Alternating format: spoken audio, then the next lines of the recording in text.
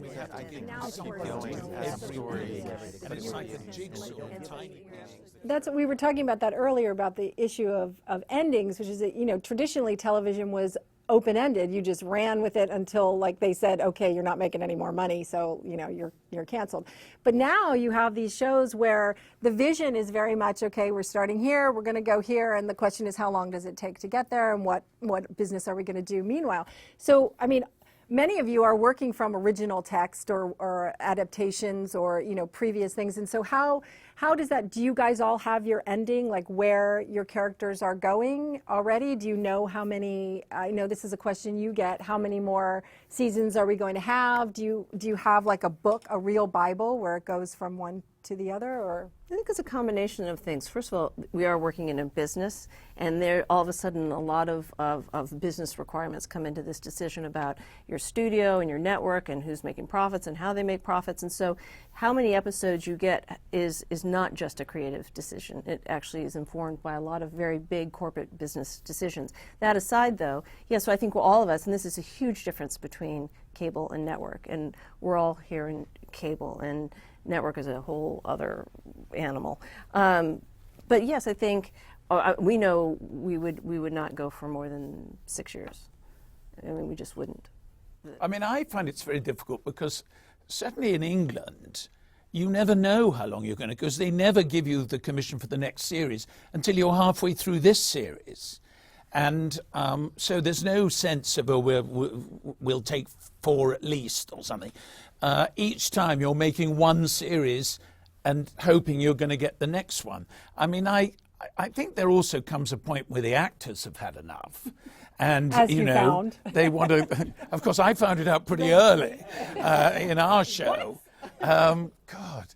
And didn't we suffer from it when Matthew died? I will never watch anything you ever write, ever again. But, I mean, without that, there is a moment, I think, when the bloom goes off the rose and you want to try and get out before that happens. And they want to go off and do other things. But it is quite difficult to predict. Well, maybe when you're doing a real story, then you know quite clearly where you are on that road. But, you know, I'm just doing a make-up story. Right. So, you know, as long as we keep making it up. But but you do you have a sense, though, an instinct that, ooh, I don't want to, I mean, do you have a sense of this? Yes, I do. Yeah. But I don't think I'm ready to share it with the nation. You're not going to tell us how many more seasons there are going to be so we can, like, break it?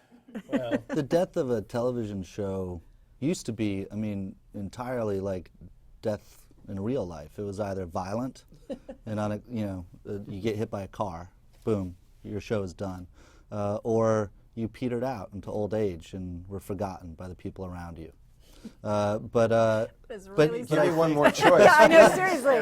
What about the, dying with your loved ones? Because, you know, like the you? idea of the perfect death, the perfect summation of a life, right, is you know, that I think that's an ideal that life doesn't really give us in reality, except maybe more and more in television shows, where I think that people are beginning to conceive of a show as a totality, that it does have its natural terminus, and those are conversations that people start to have with their employers, saying, I think that maybe at this point, however many seasons, or this is what the idea is how the show should end. And you can have that discussion and really think about this thing having its true beginning and middle and an end as a work, as opposed to let's just sort of drive it into the ground.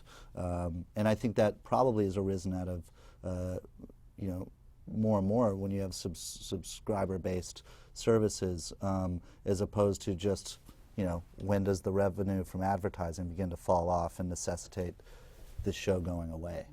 That's a good point, and I agree with what you say in terms of finding the ending. I also feel like knowing those endings informs a lot about what the drama is along the way. And I think in some ways what we're doing in the cable world has less to do with what has been done over the years in certain network shows than it does with the serialized novels that people read years ago. Mm-hmm. And knowing where you're going with that story helps inform all those individual chapters along and people are coming to expect a satisfying ending. Right. Oh, no, they definitely do. I think The Sopranos sort of set us on this path. I think this was sort of the beginning of all of this, which is a contained story, an ending that the creator had thought about for a long time, but it's great. It is. There are novels, and we get to figure out how to end them, which is. I think they are those novels that were released chapter by chapter, and of course, people like Dickens and Thackeray were altering the direction of the narrative according to how the public was responding. So it was really very similar in the way of creation. And I think we are, in a sense, making the modern novel really in a new form.